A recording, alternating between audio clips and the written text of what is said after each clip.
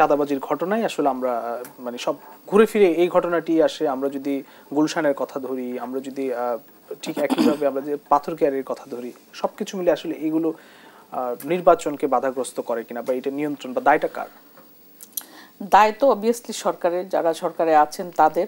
যেমন ধরুন সিলেটে পাথরকুয়ারি নিয়ে, আমাদের ভোলাগঞ্জে সাতা পাথর নিয়ে আমাদের স্থানীয় কিছু তরুণরা এটা নিয়ে আন্দোলন করেছেন। পরে প্রশাসন তখন নজর দিল, বা সেনাবাহিনী কিছু পাথর উদ্ধার করেছে। জামায়াত নেতার একজন ইউনিয়ন পরিষদের চেয়ারম্যান বা জামায়াত নেতার বাড়ি থেকে তারা করেছেন, মানে পাথর উদ্ধার করেছেন। প্রশ্ন হলো যে সকল দল মিলেই করুক আর যে মিলেই করুক, প্রশাসন কোথায় ছিল যখন পাথরগুলো লুট হলো? বাংলাদেশের মানুষ এত হায়না হয়ে গেছে যে পাথরও খেয়ে ফেলে। তাহলে প্রশাসনের কাজটা কি? প্রশাসনের তো এটা দেখার দরকার ছিল। চাঁদাবাজি কেন এই পর্যায়ে গেল যে পাথর পর্যন্ত রক্ষা পাচ্ছে না, নদীর পাথর পর্যন্ত লুট হয়ে যাচ্ছে। একজন উপদেষ্টা আছেন যিনি বেলা নামে একটি সংগঠন করতেন, তিনি দেখলাম একদিন বক্তব্য দিচ্ছেন যে আমি যখন উপদেষ্টা ছিলাম না তখন বরঞ্চ পাথর রক্ষা করতে পেরেছি, কিন্তু এখন আমি পারছি না। উনি এই বক্তব্য দেওয়ার পরে আমার মনে হলো যে পাথর আরও মানে মোটা দাগে মানে হরিলুট হয়েছে। যে মানে উপদেষ্টা নিজেই মানে নথি স্বীকার করেছেন যে আমি পারছি না রক্ষা করতে, এবং সব দল এক হয়ে গেছে। কি মানে আশ্চর্য কথাবার্তা। গত 24 ঘন্টার মধ্যে আমি দেখলাম যে যৌথ বাহিনী কিছু পাথর উদ্ধার করেছে। আমি সাধুবাদ জানাই তাদেরকে যে এই পাথরগুলো উদ্ধার করেছে। এটা তো আমাদের ইতিহাস, আমাদের ঐতিহ্য, আমাদের পর্যটন শিল্পের সঙ্গে সম্পৃক্ত এই পাথরগুলো।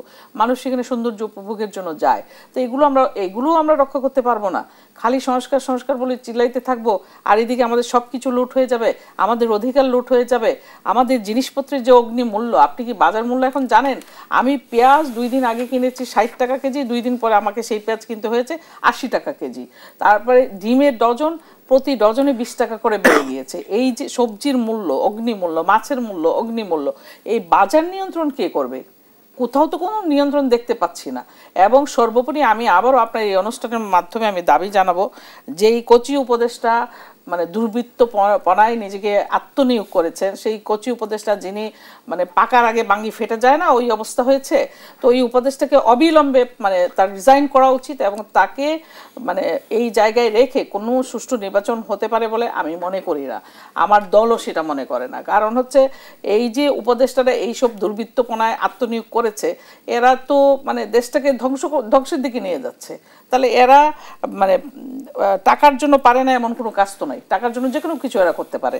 তাহলে এই উপদেষ্টা তো নৈতিকভাবে তিনি তার এই যে পদে আছেন, এই জায়গার মানে এই পদে থাকার নৈতিক অধিকার তো তিনি হারিয়েছেন।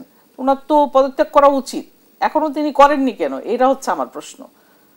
এবং অবিলম্বে একটি সুষ্ঠু নির্বাচনের ব্যবস্থার দিকে এই সরকার এগিয়ে যাবে, সেই আশাবাদ ব্যক্ত করতে চাই। এবং আমরা সকলে মিলে একটি উৎসব মুখর নির্বাচন দেখবার জন্য অপেক্ষা করছি।